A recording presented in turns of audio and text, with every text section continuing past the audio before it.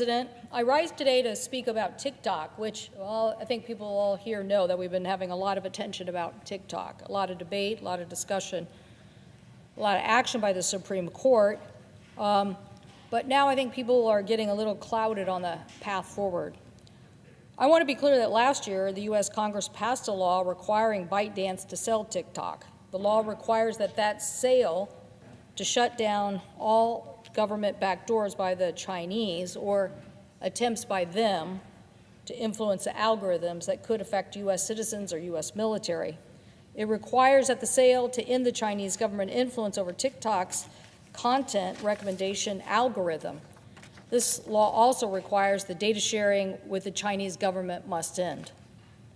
I was glad to see that the U.S. Court of Appeals for the District of Columbia and the U.S. Supreme Court unanimously upheld that law. Why? Because we asked them whether Congress had the ability to act in this national interest and to pass this law, and they upheld it. Congress and the courts acted for a reason: to address real national security threats to our country and to the American people. When President Trump issued his 2020 executive order, he recognized that TikTok collected vast amounts of data on U.S. citizens. A House resolution, Resolution 1051, introduced by the leadership of the House Select Committee on China and Congressman Gallagher and Congressman Krishnamurthy, sets out the threat and citing from the U.S. government and from U.S. government officials. It points out that in 2020, the Department of Commerce found that China is building a massive database of American personal information to understand who to target for espionage, and that's particularly of concern for us when it is about U.S. military personnel, where they might be, what they might be doing. It also found that ByteDance had very close ties to the Chinese government, and in December of 2022, the director of the Federal Bureau of Investigation, Chris Wray, stated that TikTok's data repository on Americans were in the hands of the Chinese government. So Director Wray testified that China could use TikTok for the influence and operations to control software that could compromise Americans' personal devices. Commander of U.S. Cybersecurity Command and the Director of National Security Agency testified that 1/3 of adult population receives their news from TikTok and 1/6 of American children use it every day. And he added that TikTok, quote, provides a national platform for information operations and for surveillance, end quote. Further information, the director of the CIA, William Burns, indicated that ByteDance can use the private data of American TikTok users to shape TikTok content to suit the interests of the Chinese government. Now, this was most important as it related to a 2023 Rutgers University report found that TikTok amplifies and demotes content based on the interests of the Chinese government. No surprise, if you could have an influence, you demote or promote whatever you want to promote. The Rutgers report found, surprisingly, the issues of Hong Kong and Tiananmen Square didn't quite have the same level of oomph on TikTok as it did on Instagram, meaning that somehow those posts about those subjects were somehow not as voluminous. It found foreign policy issues disfavored by China and Russia also had fewer hashtags on TikToks. Issues such as a pro-Ukraine stance or a pro-Israel stance. In fact, in one instance, there were 8,000 times more Tiananmen Square hashtags on Instagram than on TikTok. So if this was all supposed to be about just generous posting by individuals and posting content, why would one platform have, even with the volume of different platforms, have 8,000 times more hashtags?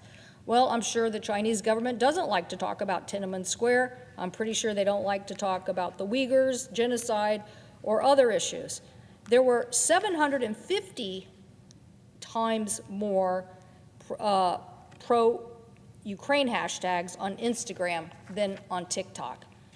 So Deputy National Security Advisor also pointed out that ByteDance has used TikTok to surveil U.S. journalists, to identify and retaliate against potential sources. Now, this is a concern to us in the United States. We wouldn't let the Chinese government own ABC or NBC. Why are we allowing them to influence a source of information about news, particularly when they are retaliating against journalists? Studies from Cornell University and the University of Vermont found that TikTok promotes a toxic diet culture among teens and young adults, including pro-anorexia content. I can't think of anything more disgusting. Identifying teens, which you can see in the Rutgers report, that if the teen is identified with at all concerned about these issues, the next thing they do is get a massive amount of data thrown onto them about anorexia, which again is just promoting younger people's less faith in themselves and their body image. Both the U.S. House and the U.S. Senate received classified briefings on this national security threat and what we should do moving forward. As prominent leaders on both sides of the aisle have called out this threat, quote, we need to do something to move forward. One colleague, Senator Cotton, has been quite clear. The Senate Intelligence Committee said on the floor last week, quote, TikTok harvests a vast trove of user data, including name, email, addresses, phone numbers, credit card, facial features, voice prints, keystrokes, photos, videos, and viewing habits. And this data can make users susceptible to manipulation, even blackmail, but also years from now, when users have become influential persons in the military, the intelligence community, business or media, and other walks of life, end quote. So I agree with Senator Cotton. This is an issue where this kind of collection of information on U.S. citizens drives opportunities for people to manipulate, particularly in the area of the military. So senators and members of Congress want to work with President Trump as he tries to end what is a Chinese over-influence on such an important national security threat. The good news is that technology is advancing, and particularly advancing very rapidly right now. We're starting to see technology that is finally giving us the ability to take some of this control back with algorithms ourselves, as individuals, as U.S. citizens. Maybe you've heard the buzz around agentic AI. Here's what it means in plain language. We now can control the algorithms that billionaires or foreign governments have been using to control us. Agentic AI lets us turn the tables on them.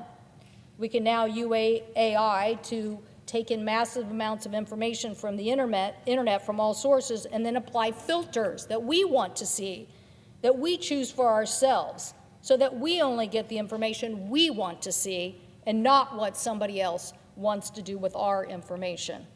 So I hope the President, as he's considering these issues, will look at this software solution.